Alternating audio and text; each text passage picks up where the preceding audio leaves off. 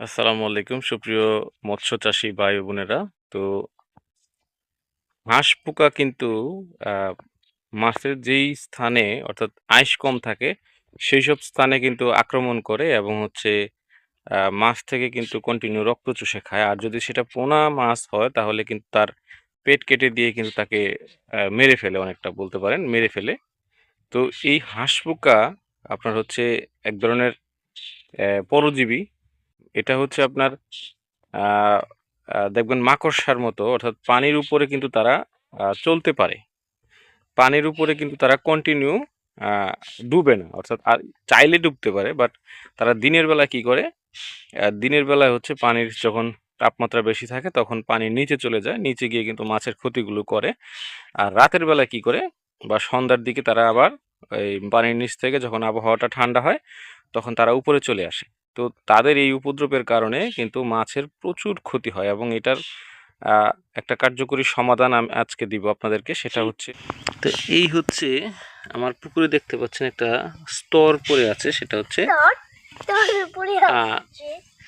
ইয়ের মতো, এই কি বলে এটাকে, আপনার উপরে এই যে হচ্ছে হাঁস পোকা, এই যে যেগুলো দেখতে পাচ্ছেন এগুলো কিন্তু অনেকগুলি মারা গেছে, বাট কিছু মারা যায় না, এই পরগুলো হয়তো এখনো মারা যায়নি, প্রচুর পরিমাণে ছিল।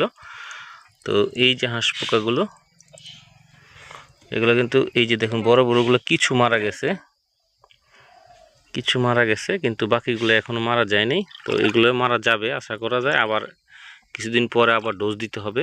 এগুলো দেখা গেছে আমি এটা রাতে দিয়েছিলাম, প্রচুর পরিমাণে কিন্তু মারা গেছে। ভিজে যাবে তো তুমি। এই যে দেখতে পাচ্ছেন প্রচুর, এই যে আমি আপনাদেরকে দেখাই, এই যে দেখতেছেন কিনা জানি না, এই যে, তবে এটাতে কিন্তু প্রচুর পরিমাণে ছিল, এই জন্য সব কিন্তু মরে নাই এখনো। এই যে দেখতে পাচ্ছেন এখনো কিন্তু কিছু জীবিত রয়েছে, এই যে আধা মরা টাইপের, এই যে তাও আস্তে আস্তে কিন্তু মারা যাবে। এই যে মরতেছে, এইগুলো রাতে দিয়েছিলাম, তো খুব বেশি কাজ করেনি, কারণ হচ্ছে আমার এটা কম ছিল। তো এই জন্য দিতে হবে হচ্ছে প্রতি শতাংশ পরিমাণে আপনার 100 থেকে 150 ml দিতে হবে আপনাকে, একটু 150 ml আপনাকে। তবে এটার জন্য আপনাকে 150 ml প্রতি শতাংশে, যদি 5 ফিট ইয়ে হয় তাহলে 150 ml দিতে হবে আপনাকে এই ডিজেল, এটা মোটা ডিজেল, এটা দিতে হবে। তাহলে কিন্তু এই হাঁস পোকাটা অনেকটা নিয়ন্ত্রণে আসবে আশা করা যায়। এই যে দেখতে পাচ্ছেন হাঁস পোকা মারা গেছে, কিছু মরে নাই, এই যে এখানে মারা গেছে, অনেকগুলো মারা গেছে, বাট কিছু এখনো কিন্তু মরে নাই। ওই যে দেখেন এখানে জমাট বাঁধা মারা গেছে, এই যে দেখেন যেগুলোর গায়ে সরাসরি লেগেছে, এই যে দেখতে পাচ্ছেন, এই যে দেখেন যেগুলোর গায়ে সরাসরি লেগেছে এগুলো কিন্তু মারা গেছে এখানে, এই যে দেখতে পাচ্ছেন। হাঁস পোকা দমনের এটা একটা কার্যকরী উপায় হচ্ছে, আপনার কোনো টাকা খরচ হবে না, 1 পয়সা না, এই দেখতে পাচ্ছেন।